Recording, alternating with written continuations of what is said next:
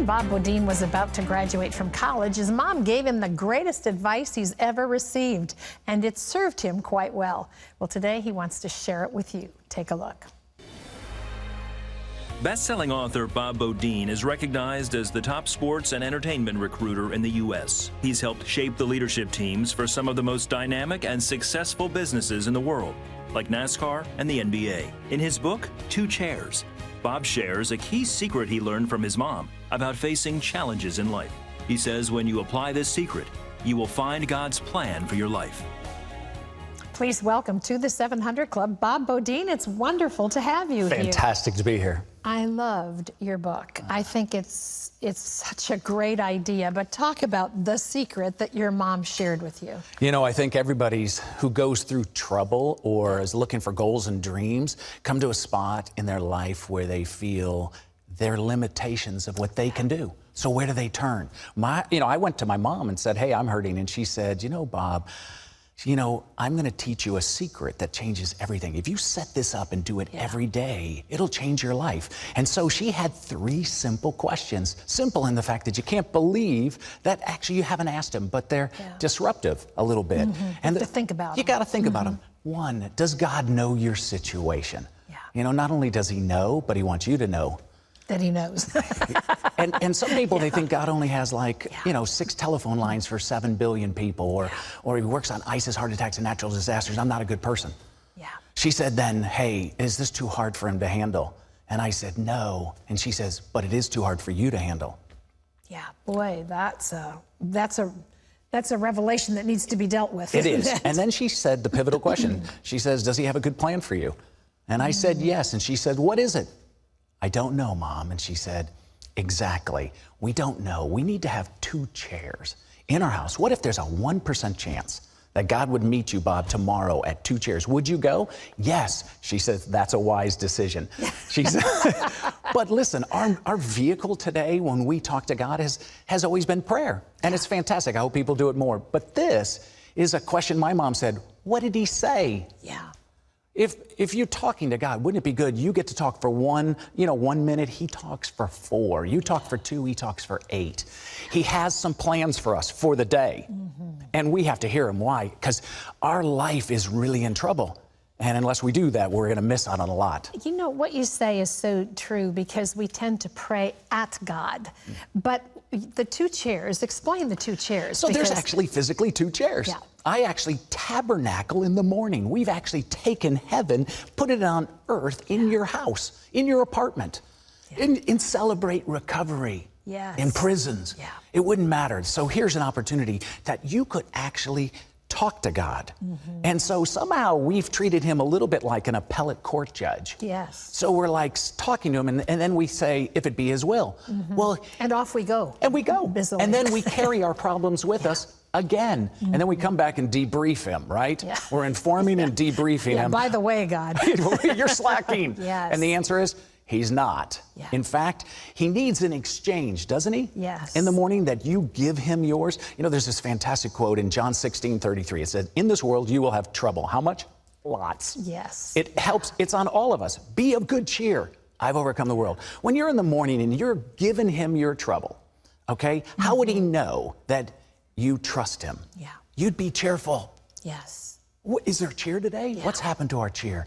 And the answer is, I can promise you that if you will give it to him and let him take over, then he has some good works that he's got planned for you to do. He's going to give you just enough manna for the day. I think one of the other things that the 2-chair concept does is it does reiterate, God knows your name. I mean, he's got your phone number. He knows where you live. He knows your thought before you express it.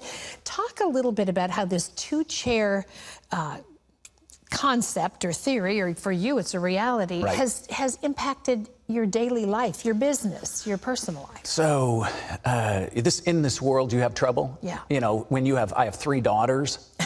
Say no more. That's already got me in way over my head. And there's some trouble that you have that's way above your pay grade. You can't really talk. People ask me all the time, what's God going to say to me? I said, there's not 3 chairs. Yeah. It's just you and him. And the answer is that if your husband calls you on the phone and says, hey, hon, what are you doing? Do you say, who is this? Yeah. No. God says, my sheep know my voice. Yeah. So this subject of when you sit with God, the moment you turn the corner. Now this is grab your coffee, move in, sit down, and you'll feel him. Yeah. And then you get to inform him a little bit. I always like to say, good morning. Yeah. Thank you for coming. I'm a mess. Yeah. And then I found that as I go out during my day, he gave you insight and wisdom. Yeah. Okay, he's given you favor and power. He gives you peace and joy that transcends everything. How? Because we can't handle these troubles. Yeah. No one can. You know, one of the things you said when your mom shared this with you and you had your first experience, and I think this would prove true for any of us who engage in this, is you were surprised to find he was in the chair. Yeah. Like he was there waiting for you. Yeah. So we think that we called the meeting. Yeah. He called the meeting. He's waiting. Yes. You know, there's a fantastic quote in Proverbs. It says in Proverbs 1:23 that, listen, if you'd have heard my rebuke, what was that I'd like to talk? I would have shared all my thoughts with you. Yeah. I'd have given you all my counsel. Yeah. I mean, I think we have such an opportunity today. We have so many things that we'd like to do, so many goals and dreams and things. He's got a plan. Yes. It's good. You're not alone. Yeah.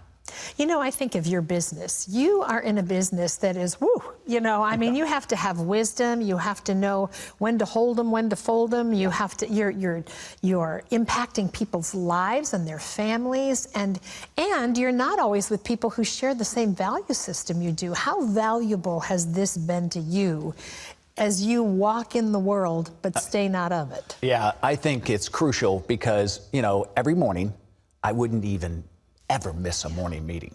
So I leap out of bed and because there's some trouble. Yes. I have big decisions to make. Yeah. And so God infuses you all the time with such fantastic things about what's right. You know, there are 4 or 5 candidates for each job that you're putting up for something very big for sports in college or in pro. Yes. And so the issue would be is I want to make sure this is as good for them as it is for my client. And so I have to be able to build such a trust. You know who does that? God's presence. The fact that you sat with him before the day, his presence actually so comes on. Why? Because you figure out who you are and whose you are and the path you're called. Yeah. Boy, in the world today, I mean, there's such a hunger for righteousness and purity and lack of personal agenda. And I can't think of anything that would give you that more than sitting with the King every morning and getting the hug and the nod and the wisdom. Well, I want you to know that you can explore the principle of 2 chairs in detail. It is worth your read. 2 Chairs, the secret that changes everything. It's available nationwide. You can also watch, we have a web exclusive interview for more for you, behind the scenes info from Bob. Just go to our Facebook page at facebook.com/700club. Awesome to have you here. Fantastic. Thank you. What a been a wonderful huge fan of message. yours. Oh, you're nice. Well, I'm a fan of yours. I'm getting my chairs in place.